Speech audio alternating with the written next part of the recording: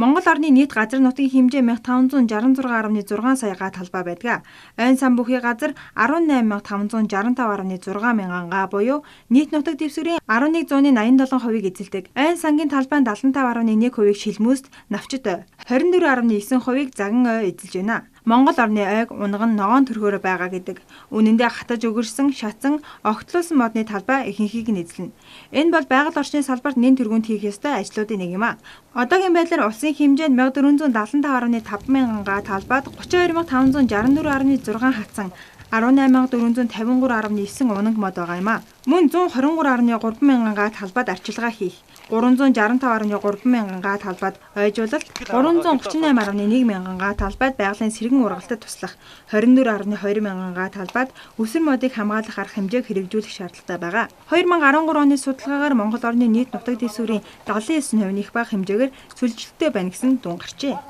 Нэг 8-аас 10 мянган га ойжуулалт хийгддэг жилдээ. Зүгээр харамсалтай нөгөө энэ ойжуулалтын тариф нь мөрдөгдөд нэлээд олон жил болж байгаа. Энэ тарифыг нэмэхээс өөр аргагүй байгаа.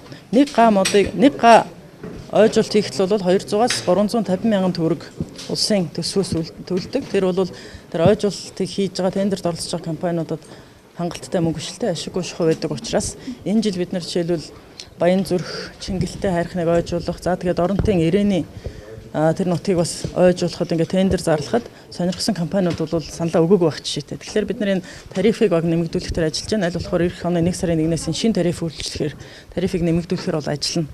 Монгол Улсын төр засгийг төлөөж байгаа болон энэ хувийн хвшил, энэ төрийн бас байгууллагуудыг төлөөж байгаа энэ хүү төсөлд оролцож байгаа байгууллагууд маань бүгд өөрсдийн хийх ажил үүргээ хариуцлагатай ухамсарж ойлгож байгаа. Мөн энэ дээрээс гадна би өнөөдөр энэ завшааныг ашиглаад бас энэ төслийг хэрэгжүүлэхэд чухал хувь нэмрээ оруулж байгаа энэ хувь хүмүүсийг онцлон дурдахыг хүссэн юм а. Сая өнгөрсөн 7 хоногийн амралтын өдрүүдээр буюу Бямб гарах Төв аймгийн Эрдэнэ суманд орших төслийн талбайд бас манай оюутлах компани 60 гаруй ажилтнууд очиж мод тарих үйлсэд хувь нэмрээ оруулсан. Тэгэхээр эдгээр ажилчдаа би бас энд талархал илэрхийлэхийг хүсэж байна.